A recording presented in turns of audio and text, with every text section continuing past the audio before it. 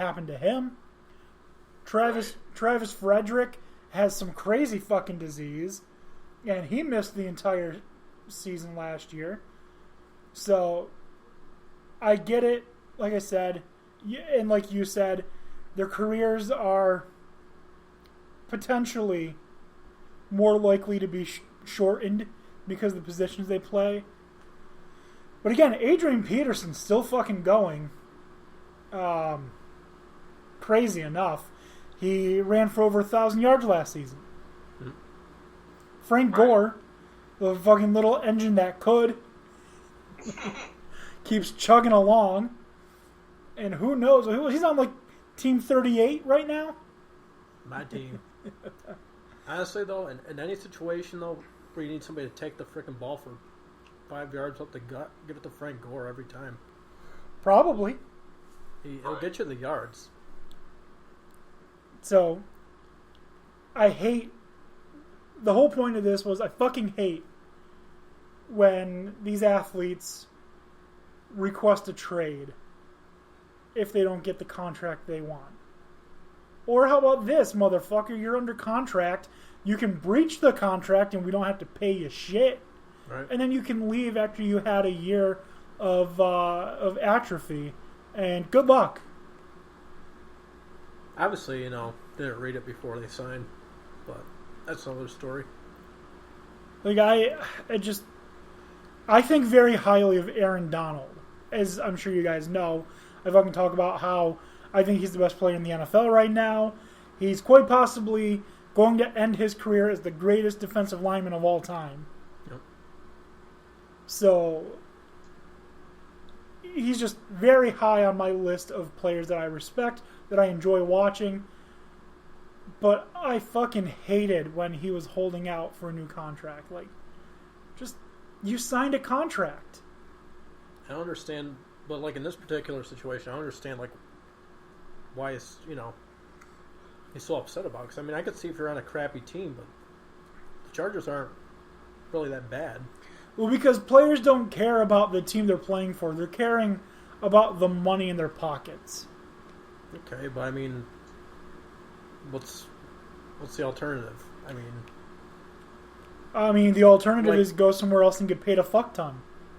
But has anybody like really come out and said like, we'll take, or teams? There are plenty of teams that would take Melvin Gordon. That were any like noted? Like to say where he wanted to go? Or? No, I mean this just came out earlier today, but I'm sure the Dolphins wouldn't say no to him. I mean, who's their running back now? Is it fucking Kenyon Drake? Something like that, yeah. Yeah, who are you gonna take? Kenyon Drake or Melvin Gordon? It's an easy choice. And we use the Antonio Brown example. Get traded. Now you're going to a shitty team, and we're going to prove that we didn't need you because you didn't help us make the playoffs last year. You've just been a distraction for years, doing video in the fucking locker room and disobeying the coach's wishes and the coach's orders.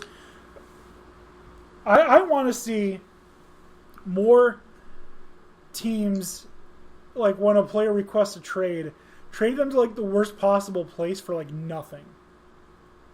I think that'd be hilarious. Oh, you want to be traded?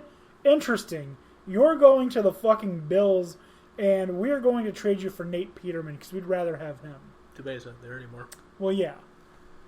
But I think he was practice squad in Oakland, wasn't he? Yeah, he's Raiders. Yeah. I don't think there's much more to say about that. You guys? No. Okay. I mean, signed the contract, but who knows? Speaking of, I don't know why I said speaking of that. I had something that connected in my head. I don't remember what it is anymore. But let's go back to the NBA, and we're going to talk some free agency. Dan O'Shea and I, for the last 2 weeks, have been yelling at each other in our message group. Yes. Let's debate it out, guys. Yeah, so It's time for the Dan D'Antoni Sports Festivus airing of the grievances. The Knicks are fucking stupid. They are signing guys like Taj Gibson and making it seem like they're coming out on top. Like, I get it. Taj Gibson's going to be a leader, yada, yada, yada. Oh, Julius Randle. Yeah, he's good. Whatever. But, like, you promised 2 max players. Don't make these promises. That's the crux of my argument. Don't make promises that you know you can't keep. Don't put Kevin Durant's picture on your fucking season tickets when you're trying to sell them. I like that because most people eat that shit right up. Oh, now people are. KD! Just don't write checks that you're... Don't let your mouth write checks that your ass can't cash. Yeah, they say it's marketing. Listen, it's the same owner as the fucking Rangers. And the Rangers just want to be like, hey guys, we're going to suck for a bit. Please bear with us. The Knicks are like, this is our year. Nope. Julius Randle.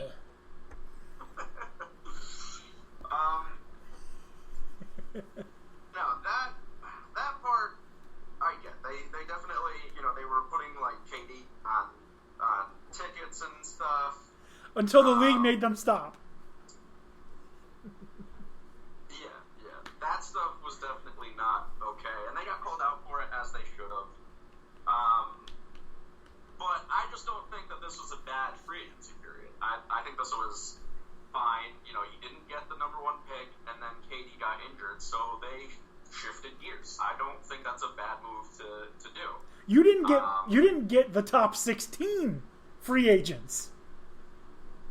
Or depending on whose free agent big board you're looking at. Definitely top 16. Marcus Morris definitely top 16. I mean, outside of like 4 or 5 guys, the rest are, no one was that special. In the rankings that I had seen, Randall was 17 to 23. So I don't see 16 free agents in this class that I would have gone for over Randall. I saw I would say probably 8, maybe as much as 10.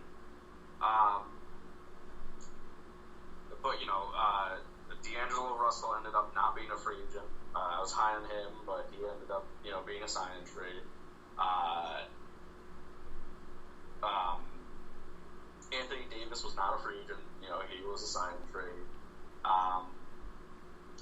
And I'm glad that the Knicks didn't sell the entire house for AD. As good as AD is, he's not a one-man wrecking ball. Otherwise, the Pelicans would have gotten further into the playoffs than they did with him and Boogie.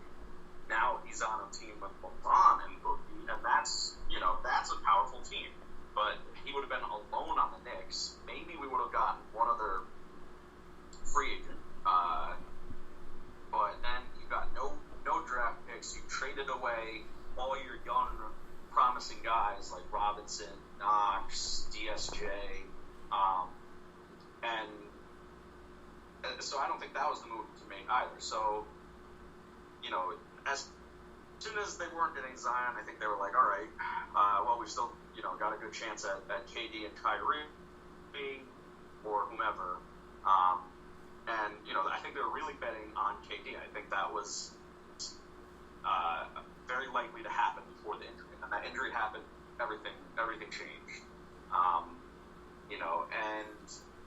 I know you were upset that they didn't get Kawhi. I just don't think that was ever going to be a thing. So I don't blame them for signing other free agents while Kawhi was making his decision. Well, I don't have a problem. I never thought Kawhi was going to come to the Knicks. I thought... Right, I don't think they thought that either. The problem that I have is that the Knicks have the audacity to just pull themselves out of shit and be like, we don't feel like giving Kevin Durant the kind of money he's looking for. We're just going to not take a meeting with Kawhi Leonard. I mean, they just feel like they're not even trying. Like, there was no backup plan. There was no plan B. It seemed like it was Kevin Durant or bust, and things went bust. It's a horrible business plan. It's a horrible business strategy to put all your eggs in literally one basket. Promise the entire company that basket, and then fail to deliver any basket at all. And Julius Randle, okay. Do we really need him? Is he going to be starting at center, or are we going to have Mitch? Because I like Mitch. I think Mitch is one of the more underrated players in the NBA. The Knicks, their last draft, 2018, ended up being a good draft because they got Kevin. The jury's still out on Kevin Knox. I'm not sold on him. They got Mitchell Robinson. I'm completely sold on him. And they got Alonzo Trier and didn't have to use a pick. That's a great fucking 2/3 of a draft. We'll see with Knox. I'm willing to give him more time. But in terms of free agency, only one signing really have I been excited for with the Knicks, and that was Elfrid Payton. But they should have got him last year. He wanted to play for the Knicks, and it didn't happen. Why is it happening now? Why are we waiting to get quality players now? I don't get it. I don't understand where the argument's coming from. You were so mad at them for signing free agents before Kawhi made his decision. No, I wasn't mad at them signing free agents. I wasn't mad about them signing free agents. What I was mad about is the fact that you need to get other players. Most of the team was not returning. I mean, I think that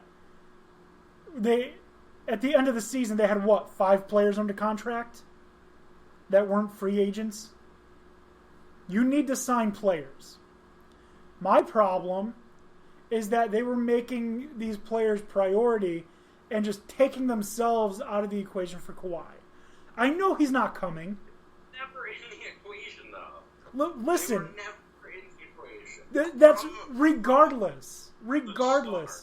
Regardless of if they were able to get him or not, at least kick the fucking tires.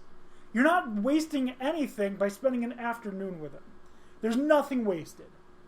I mean, I'm sure they called his camp, and he was like, "Yeah, no, not happening." And they were like, "Okay." I don't think that it was ever a situation of no, not happening when the Knicks were one of the teams on his list. It's not like the Knicks just came out of nowhere. You were saying it was never going to happen. Now you're saying, oh, they should have kicked the tires. Everyone knew it was never going to happen. The Knicks knew it. Kawhi knew it. Everyone fucking knew it. I'm never buying a Mercedes, but you know what? Maybe I'll fucking test drive one. You can't test drive a free agent. I mean, the test drive is to get to know and to see if you like. All I'm saying is don't promise big shit and then not deliver on any shit. If you were told this, and we've been told for 2 years, this summer is going to be the biggest summer in Knicks history. I'm not making that up. They literally fucking said that. And guess what? That summer is here. One player got hurt. That's the problem. Why are you contingent on one fucking player that's not on your team? He's not on your team. Yes, obviously he's the priority. But have backups. Have a fucking backup plan in case shit goes wrong. Because guess what? Shit goes wrong. Quite often. To not have a backup plan shows that this fucking franchise doesn't know what they're doing.